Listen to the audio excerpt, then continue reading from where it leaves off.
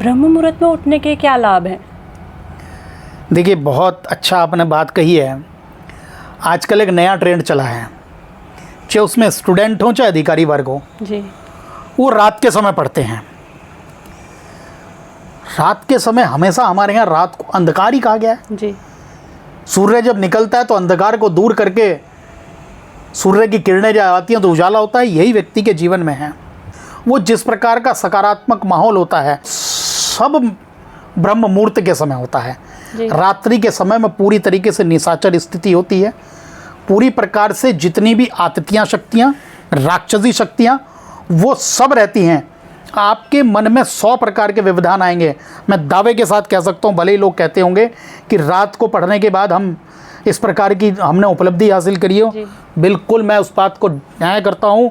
दावे से कहता हूँ वो लोग भविष्य में चाहे आने वाले समय में वो ग्लानि से भरे हुए और हाथ से हराश उनके जीवन में आया होगा। ब्रह्म मुहूर्त को इतना ज़्यादा सकारात्मक दिया गया है। आप उस कली को देखिए ना, पुष्प क्यों नहीं रात को खिलते? क्यों वो वायु, जो वातावरण, जो शुद्ध वायु है वो हमें सुबह क्यों मिलती है, रात को क्यों नहीं मिलती? रात को क्यों नहीं, सुबह को क्यों उगता है? वो इसलिए उगता है कि हमारी जितनी भी सारे दिन की दिनचर्या है, वो दिनचर्या के बाद जो हमारे विचार हैं वो विचार लगातार हमारे मस्तिष्क में घूमते रहते हैं। और जब हम निद्रा के बाद सुबह उठते हैं तो हमारा एकदम फ्रेश माइंड होता है और हमारे अंदर एक नई प्रकार की ऊर्जा होती है। सोच इत्यादि से लेके स्नान से आधे सारे काम सुबह होते हैं, तो आप रात में करिए ना जी। इसलिए मेरा कहना है कि ब्रह्म मुहूर्त सबसे महत्वपूर्ण है। और अगर आपको आध्यात्मिक शक्ति से लेकर वैचारिक शक्ति और सनातन की शक्ति जो भी प्राप्त करनी है वो ब्रह्म मुहूर्त में उठना पड़ेगा।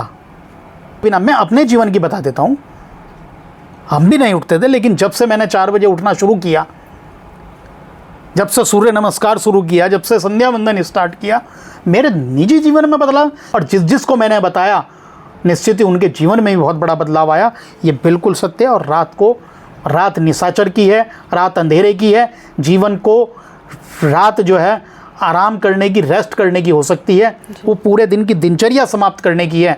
दिन की शुरुआत तो ब्रह्म मुहूर्त से ही होगी। अभी हमारे शास्त्रों में दिनचर्या और रात्रिचर्या दोनों का अलग अलग ही वर्णन किया गया है। आत्मबोध की साधना बताई गई है मॉर्निंग के लिए, रात को तत्वबोध की साधना बताई गई है।